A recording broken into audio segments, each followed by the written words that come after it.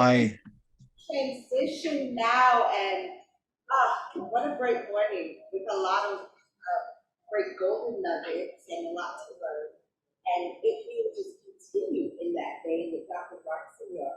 Dr. Sinyor is a psychiatrist at Sunnybrook Health Sciences Center and an associate professor at the University of Toronto. Dr. Sinyor is a steering group member of the International COVID-19 Suicide Research Collaboration and the International Association for Suicide Prevention's Partnerships for Life, led for the Americas. His research focuses on population level strategies for suicide prevention with an emphasis on safe public messaging. He is author of the Canadian Psychiatric Association guidelines, which are responsible media reporting related for suicide. So without further ado, we really do thank you for joining us, Dr. Sinyor. Thank you so much, Dr. Denton, and to Maddie, Dr. Gould. I'm so sorry. I had this in my calendar for 9 a.m. Toronto time, and I thought I was early, and then suddenly panicked that actually I'm late. So my deepest apologies. I was looking forward to Maddie's talk, so I'm sorry for that. But anyway, luckily I did get here in time to present this. Hopefully everyone can see my slides. Yes. It really is an honor anytime I can have a session with Maddie. So today I'm talking about the Werther and Papageno effects, which if you don't know what they are, I'll tell you what they are, and how we've tried here in Canada to help to improve discourse about suicide. So I wanted to start with a couple of quotes. One is that sorry, I can't see this because of it's covered, but okay, that no factor is better established in science than that suicide and murder may perhaps be added is often committed from imitation. Now, we don't use the word committed for suicide anymore because it evokes a crime. You know, historically, suicide was criminalized. So we don't say commit, we say died by suicide. But William Farr can be forgiven for using dated terminology in 1841. So this was a quote. William Farr was one of the forefathers of modern epidemiology. And as early as nearly 200 years ago, there was this question about whether people imitate suicide. And then a couple of years later, that suicides are alarmingly frequent in this country is evident to all. And as a means of prevention, we respectfully suggest the propriety of not publishing details of such occurrences. This country, in this case, meant the United States, and this was the American Journal of Insanity, although now it's called the American Journal of Psychiatry. So up to 200 years ago, or nearly 200 years ago, people were, and in fact, we know that even before that, people were attentive to the idea of imitative suicides. So why would suicides be imitative, or why might that happen?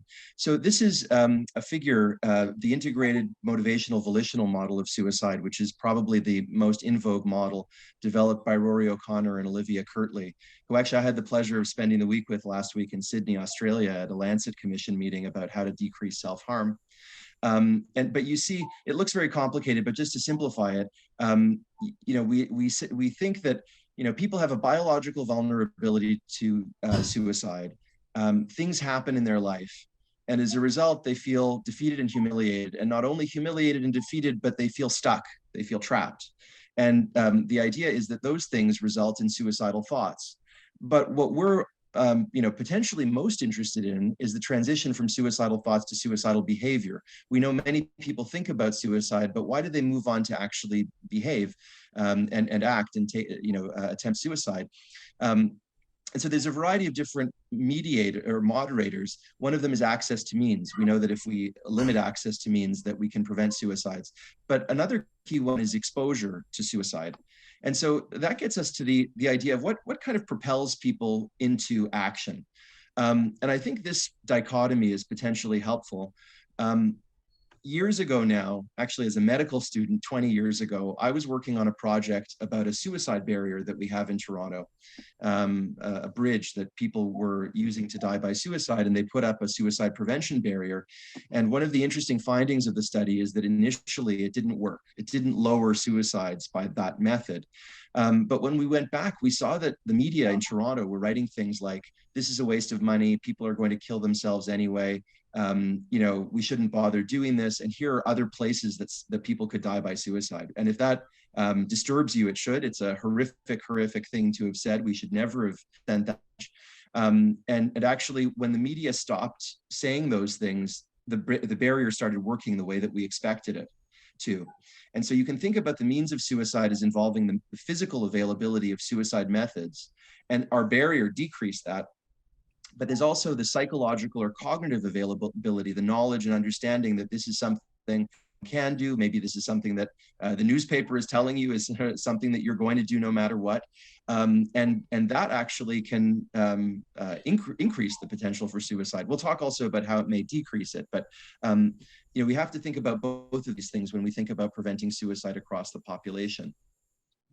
So the phenomenon of suicide contagion is called the Werther effect.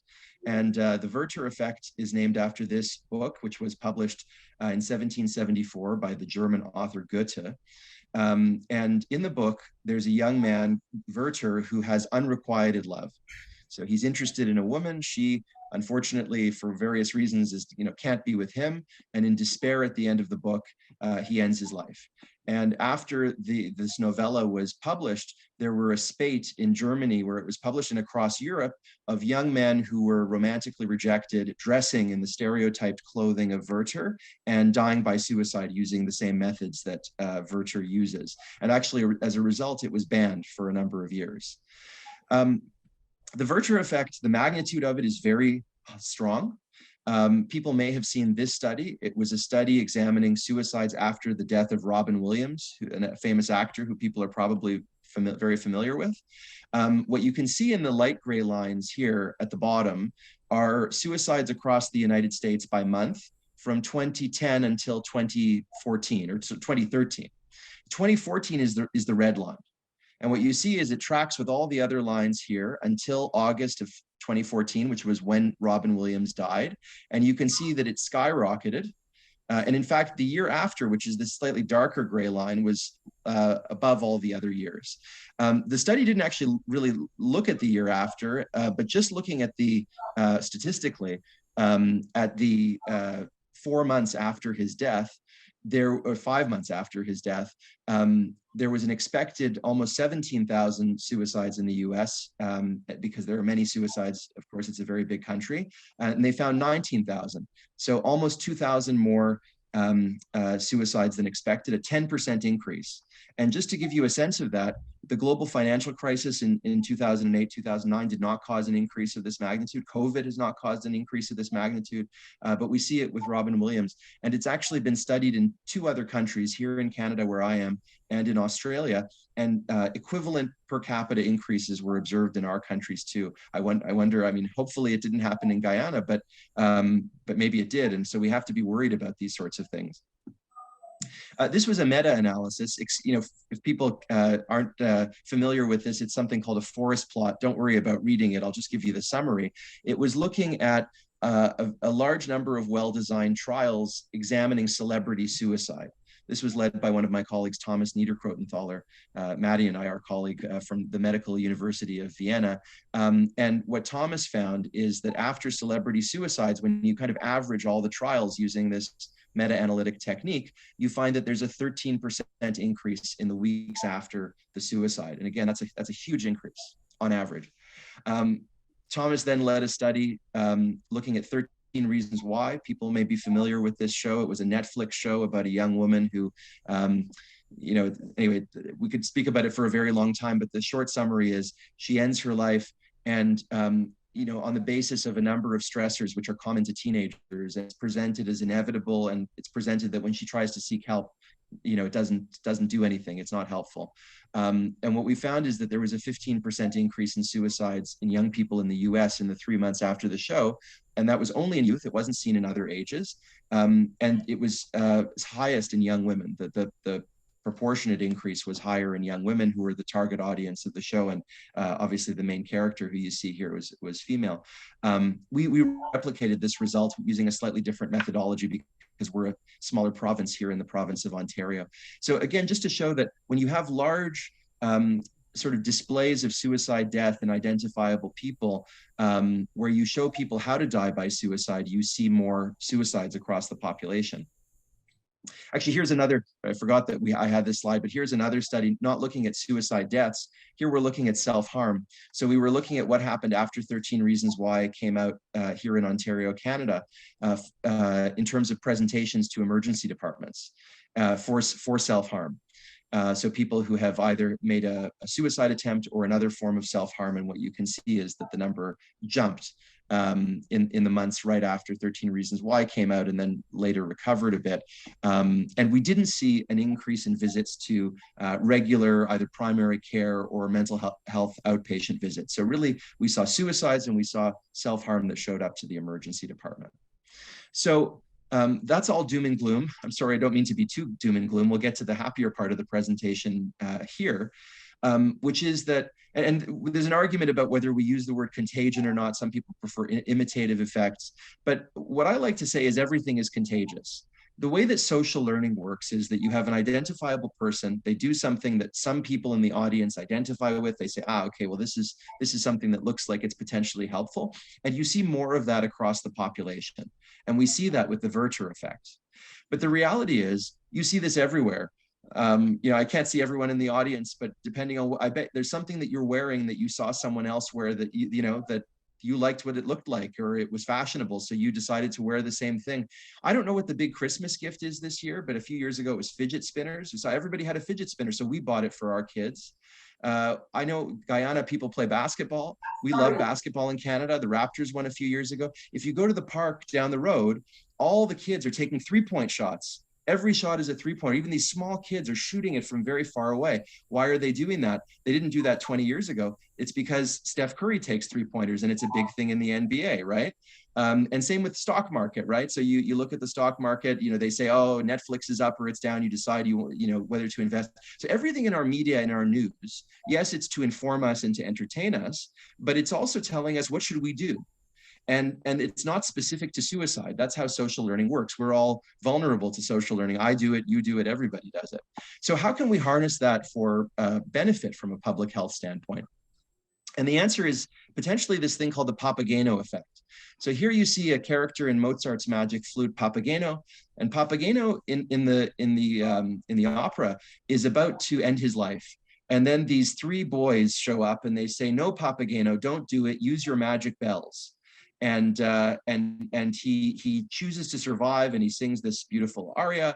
I don't know what magic bells are, but the idea is that if you can tell people, here's how you can survive, that you can see people surviving. And so the Papageno effect was also coined by this close colleague of mine, Thomas Niederkrotenthaler, based on research that he did in Austria, which is his country.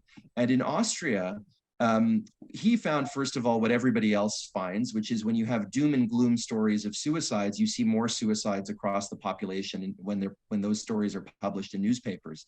But when they looked at the Viennese press, what they found is that 9% of articles that were published had what he called the mastery of crisis class. And I'll tell you what that means. Sure, most people don't read German. Actually, I don't read German well either, but I can give you the gist. This title of this article is Haarsbreit, a hair's breadth, Selbstmord, from self-murder, which is one of the German words for suicide, vorbei, past. So a hair's breadth from suicide past. And you see down here, Martin. There's a man, Martin. It's a little grainy, but he's got a phone. He's sitting down and he has a phone. And the article is about how Martin was suicidal and he was thinking of killing himself, but then he realized something was wrong. And he picked up a phone and he called a crisis line. And after he called the crisis line, he was able to access services. And now Martin's doing really well and he's surviving. And after articles with this message came out, there was a small but statistically significant decrease in suicide rates across the entire country of Austria, which is the Papageno effect. It's imitative survival, not imitative suicide. There have been a number of studies about this. We did one that came out last year. I guess it came out online in 2020, but published in print last year, looking at tweets here in Toronto and what happened in the week afterwards in terms of suicides. And interestingly, what we found is this, again, the same that everybody finds. It's a very replicable finding. When there were tweets about deaths or sensationalized news stories, there were an increase in suicides. But when they presented suicide, when we had very highly read, highly disseminated tweets showing that suicide was somehow undesirable, or preventable, or that there's a message of hope, we saw a decrease in suicides. I'll give you an example of what those tweets looked like. These are two police officers, and someone tweeted, well, there was a tweet, a very big tweet in Toronto that said, when police found Ingrid, she wanted to end her life. One day later, she wrote this. And the story was about essentially this woman, Ingrid, who was in a suicidal crisis. And she, it seemed like she was going to end her life. And two of her friends got worried because she had disclosed to them, and Ingrid had gone off somewhere, perhaps to find suicide methods, and they called the police. And these two police officers went and they found Ingrid, and they said, no, we're going to help you. You don't have to die. We'll help. They didn't actually include all the details of what did. I don't know if they took her to the emergency department or if they just talked her down. But the next day she wrote them a letter saying, thank you so much for saving my life. And so this tweet was about the idea that this happened, and then it linked to this article which included the letter, which is a very beautiful letter. And after tweets like this came out in the Toronto media market talking about hope and survival, we saw a reduction in suicides. To me, this is one of the most exciting, the one I'm about to tell you in a second, one of the most exciting studies in the last few years, also by my colleague, Thomas Niederkrotenthaler. He's fantastic. We should introduce you at some point. But Thomas did a study examining the hip hop song 1-800-273-8255 by Logic. I don't know if people listen to hip hop or if you know Logic, but he's a hip hop artist in the US. And in 2017, he put out a song with this number as the title. And this use, it's no longer, I think you've heard earlier about 988. So now in the US, 988 is the number. But in 2017, this longer 1-800 number was the suicide prevention lifeline number. And in the song, the character that Logic sings about, which may partly be autobiographical, is having depression and a suicidal crisis. And he's about to end his life, and then he says no, and he picks up the phone and he calls this number and he says, I want to live, and that's the chorus of the song. And it was very heavily played. It came out, there was a music video, it was presented at the MTV Music Awards, it was presented at the Grammys the following year. And what we did in the study, Thomas did, is looked at the period of maximum interest in the song, and pulled the month, the 30 days or so of maximum interest together, and found that during that 30 days of maximum interest, there were 10,000 more calls to the crisis lifeline in the US, and more tantalizingly, 245 fewer deaths, fewer suicides across the United States. And so to me, this, I don't know about you, but this blows me away, right? If you sing the right song, if you have the right artist, someone who's sending the right message, you could save 245 lives. This is something that we're not paying enough attention to in mental health. So I put this in all of my talks.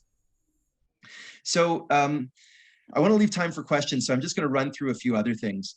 Our media in Canada were very reticent to engage in this initially. They actually wrote in, when the Canadian Psychiatric Association released media guidelines saying, here's a better way to report on suicide, they got angry and they released their own competing guideline where they said that imitation doesn't exist, which is not true. And so what we ended up doing is we had a forum. So you can see here our minister, the Toronto Minister of Public Health. I'm here looking younger. This is Jane Purkis, who always is the same age, but she's fantastic. She's the probably, along with Maddie and Thomas, some of the world experts in this area. And Andre Picard, who is the health reporter from our biggest newspaper in Toronto, in Canada, I should say, who wrote those competing guidelines. And we all got together and we looked at the evidence and we said, hey, there is really an issue here. And the journalists, we gave our perspective, and the journalists said, hey, your guidelines said weird things like don't do exciting reporting. I'm a journalist. How can I not do it? You want me to do boring reporting? No one will read what I do. And so what we discovered is that what we were telling journalists to do was not user-friendly for them. And the dialogue was really helpful. And what we ended up doing was came together and pulled together a guideline, which actually Andre was kind enough to help us co-author with a professor of journalism, And so we have user-friendly guidelines and recommendations, which you can look up. It's just the Canadian Psychiatric Association media guidelines. There are fantastic guidelines around the world. The SAVE has it in the US, the Samaritan's Mindframe. So you don't necessarily need to generate your own in Guyana, but these are important things to keep an eye on. And they say things like, don't show people a how-to, don't talk about methods, talk about survival, give people crisis lines. That's really the content of guidelines. I'm just going to go through a couple things. I will say the Canadian media has been much better. I'm not going to read through the slide, but I'll tell you what the gestalt of it is about. Kate Spade and Anthony Bourdain died by suicide in June of 2018. And after we engaged with the media, they called us and they said, well, we don't really just want to endlessly be reporting about these celebrity suicides. You keep telling us it's harmful. What can we do? And I said, well, why don't you tell some Papageno stories? And they had an hour on our national radio in which they invited 5 people from different places to talk about how they survived and how they managed to overcome suicidal crises. And I think this was very helpful. And the media here is now doing much better at helping. We also put out editorials about 13 Reasons Why. Ultimately, actually, Netflix, in part maybe because of these, removed the suicide scene. But still, it's a very problematic show.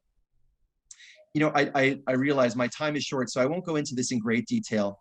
But what I will say is I've been trying for many years to figure out how to put the Papageno effect into the drinking water.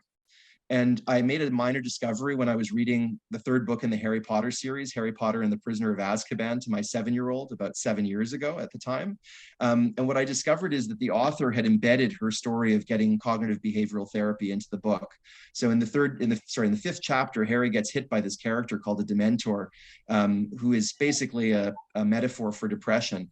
And then immediately he has a fortune-telling teacher who starts doing cognitive distortions with him. And then in the 7th chapter, he starts doing fear hierarchies. So you can kind of read the whole book as Harry Potter getting depressed and learning how to overcome it with cognitive behavioral therapy skills. If you want, I can go into it in more detail, but that's the overarching idea. And so we ended up making it into a school-based program, which we've disseminated now. It's been used by thousands and thousands of kids across here in Ontario, and it's now being used, I think, around the world. This was a study by my former grad student, Paula Conforti. And what we found is, a couple of findings that in those kids who got the intervention, there might have been a slight attenuation of an increase in suicide and slightly faster decrease in anxiety and depression scores. But the huge finding of the study was that symptoms of borderline personality disorder, which worsened in controls, so kids who got more dysregulated and they had more conflict and they had more identity confusion, that those things dramatically improved by something like 10%, which just reading a book in class and doing a few exercises, CBT exercises, which is how the curriculum works, it's a class school-based curriculum, is an incredibly good result. So if anyone's interested in looking at it, it's free. It's not meant to be monetized. It's just sort of my gift to the world. It's at myowl.org for optimizing wellness through literature. And if anyone's interested in doing research on it in Guyana, that I would be interested in talking about. So, okay, I think hopefully I've left a few minutes for questions, but just to summarize, so psychological availability is a crucial issue in suicide deaths. We have to figure out how to send messages that are healthy. And we talked about sending messages in public through media. And as I said, there are other ways. That's why I wanted to throw in that last school-based option, because we could send messages to our kids. That might even be in some ways more effective. And I think the key thing is that we need to shift away from thinking about suicide and having all of the conversation in society on suicide about people dying. Most people who think about suicide don't die, they survive. And so we need those narratives to get out so that people understand that and so that they can find their own way to survival. Too many collaborators to thank, but it's a huge team of people that go into my work, and really thanks to them all. But just in the interest of time, maybe I'll stop and take some questions.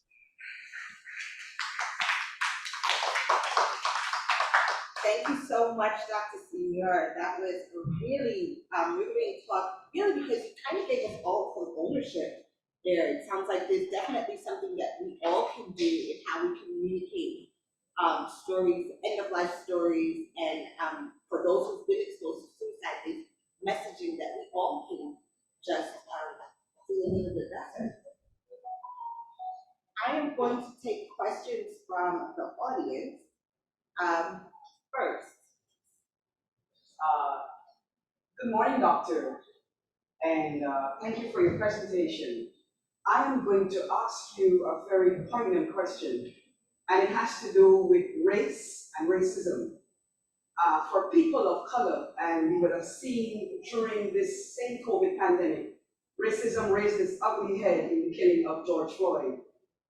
And the impact of racism on people of color and leading to suicidal ideation.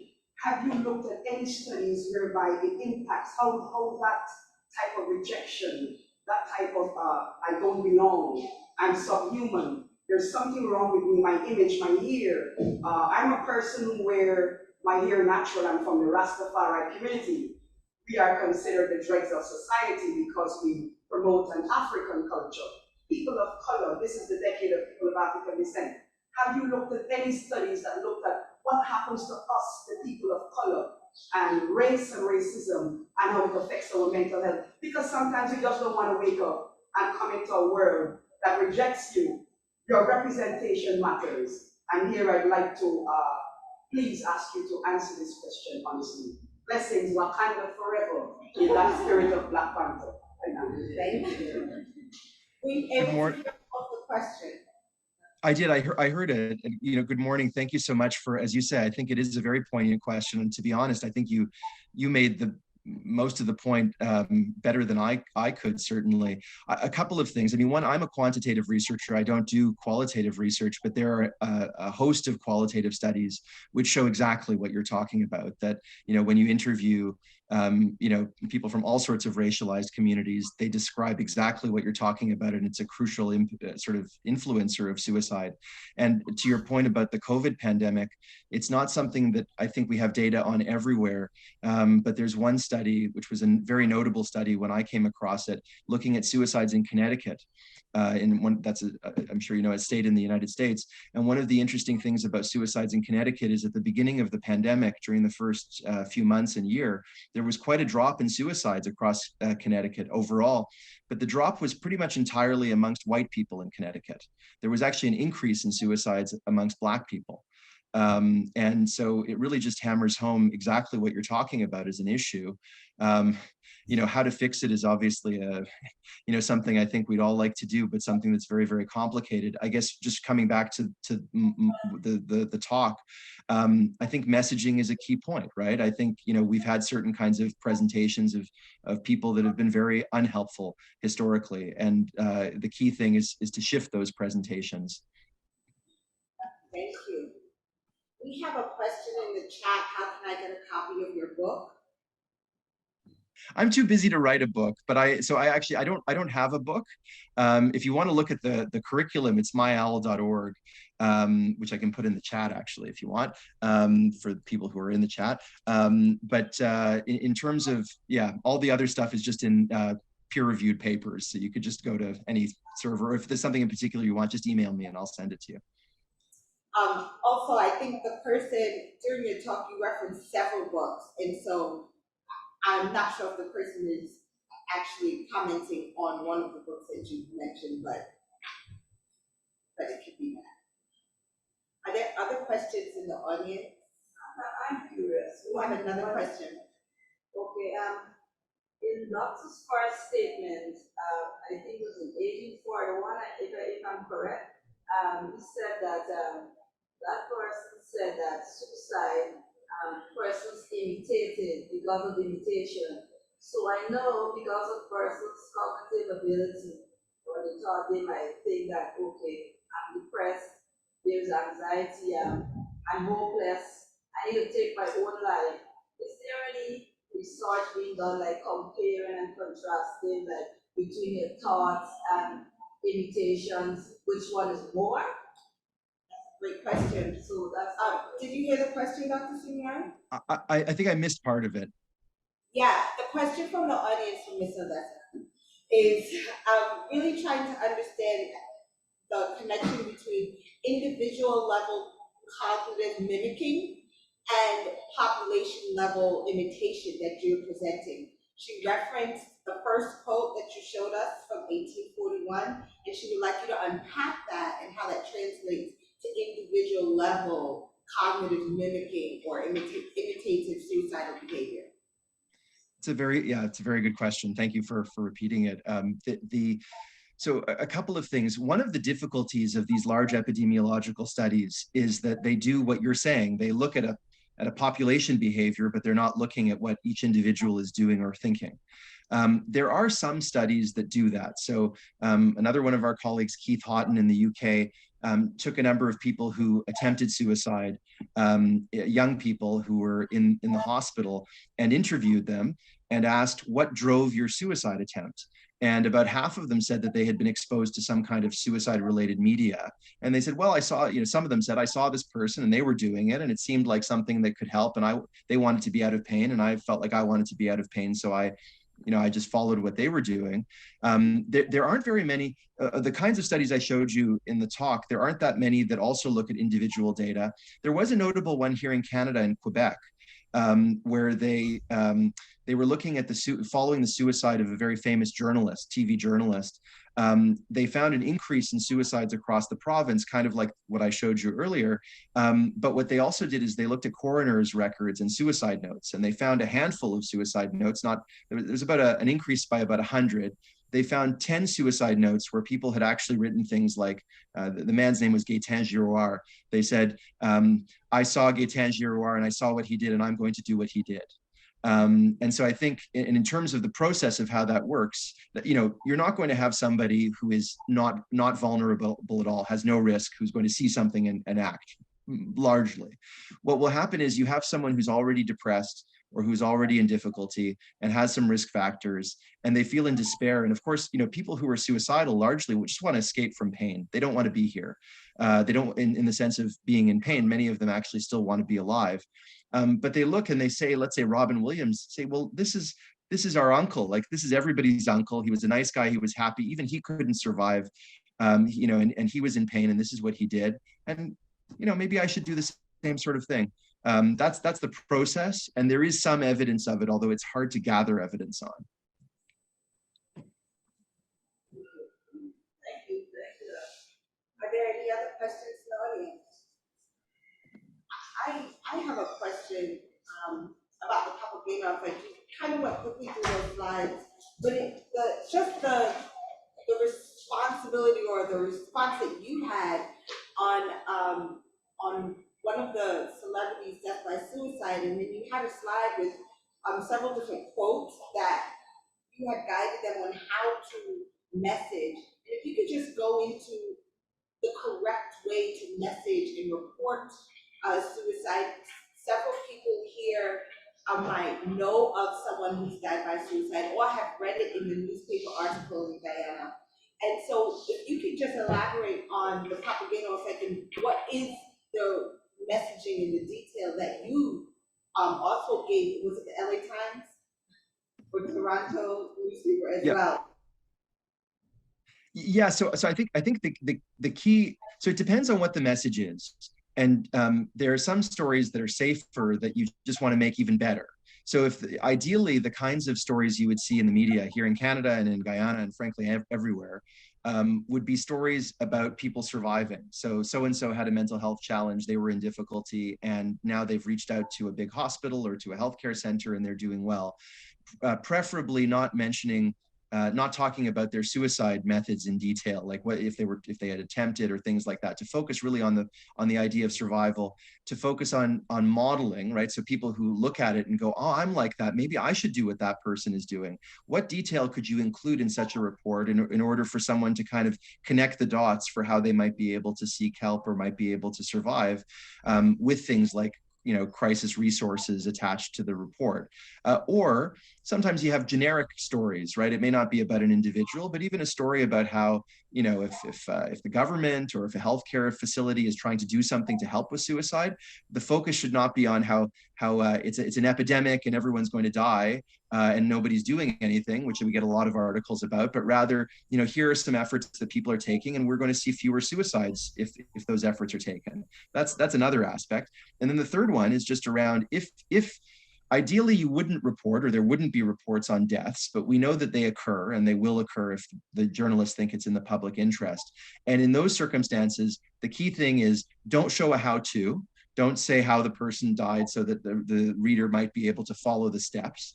And the second, or viewer or listener, and the second point is make sure that even in the stories of death, there's a frame of survival, that this is a tragedy that is preventable, and that, you know, if you're struggling, here's how you can reach out, and maybe even include a story of survival within the story of someone who's died, in order to help have the person who's exposed understand that they can survive. Is there any difference between visual and written communication in these effects? So I could imagine, certainly we all have cell phones, and people send WhatsApp messages all the time, and some of those images are quite graphic in telling a story. And you've also educated us on how to do that in written communication. So are there any differences between the written and visual communication of such stories?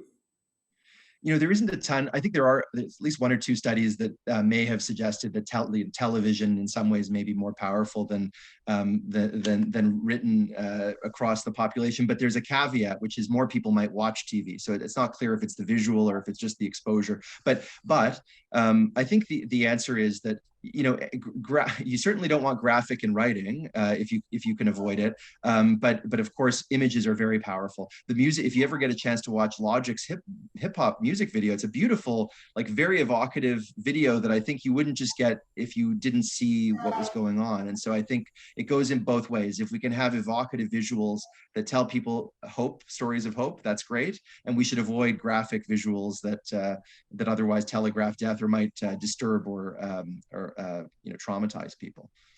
That's so good. Visual images of hope. We have another question in the audience. Yes, good morning again, Doctor. I am forever transfixed by Linkin Park. That's not a popular celebrity singer, I think, who played suicide. Linkin Park. I become so numb. That's one of his popular tunes. And I wondered whether or not when you listen to that song, I tried so hard, but got so far. But in the end, it doesn't really matter. I would listen to that song often and wondered if that was a cry for help that everyone missed in his expressing, because it's very passionate. And if you listen to that song, like when I'm really vexed and angry, I put on Linkin Park and try to get into what he felt at that moment, whether he belonged, whether love and belonging, when you lose that in a society. And given now that because we are in a pandemic phase, it's over, then it's on, because when you hear about a resurgence and all of that, the terminology of quiet quitting, people just giving up like that. Have you looked at that phenomenon? I'm just not able anymore. Yeah, quiet quitting is something that is spreading across North America. People are just giving up. They're not just, they don't want to be in jobs for 5 or 3, not even a year. They just, I don't know, but it's just as if something within the brain has just said that, that's it, I've had enough. I don't know if it's an amygdala hijack, but I think we can perhaps help here. I thank you. Thank you so much. It's a great question. I did catch that one. So a couple of different thoughts about it. One is, so Linkin Park was Chester Bennington, who you're referring to. And actually there's a story about that, which is that his closest friend, Chris Cornell, ended his life by suicide a year or two before he did. And so we actually published a paper about that, because it was a question about whether there was an imitative effect, that, he saw what his friend had done and he said, you know what, this, maybe I'll do the same. It's very difficult to actually work out whether that happened, but it's possible that that was an imitative phenomenon as well. And I think you're right that some of those lyrics may be a cry for help. I haven't done research myself into quiet quitting, but I think the overarching issue of, at the beginning of the pandemic, we were all in it together and all fighting to survive and all that stuff. And that actually probably helped with reducing suicide. But we're heading into a different phase. People are exhausted. People are fed up. There may be a global recession coming up. And this is a danger time for suicide. And so to your point, when you hear songs like this, or when you hear expressions from people around you like this, it's especially important. And this is the kind of thing you could add to news articles or television pieces or things like that, would be to say, hey, now's a tough time. Check in with your friend. If someone's saying something like this, just say, hey. And it's very easy. I hope you're doing okay. I want you to be well. Let me know if I can help, or I'm here to talk if you're in difficulty. The most important thing that we can all do at a societal level is we're all human, right? And we all care about the people around us. And just showing genuine empathy and caring is, I'm a psychiatrist. I see people, I have subspecialty knowledge about how to start people on medications and give the right therapy. Like, most people don't know how to do that, but we can disseminate just how to be genuinely empathic. And frankly, if enough people do that, far fewer people would have to come see me, or people like me. Thank you so much for that. Wow. And we can probably pull up that paper if you want it. Sure, yes. I'm very heartened to learn. I didn't know that his friend had committed suicide 2 years prior. We can see, and that's just the contagion effect. That's a perfect.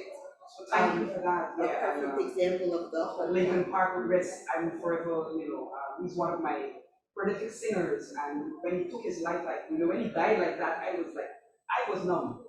Just to be honest with you. We are at time. Are there any other questions?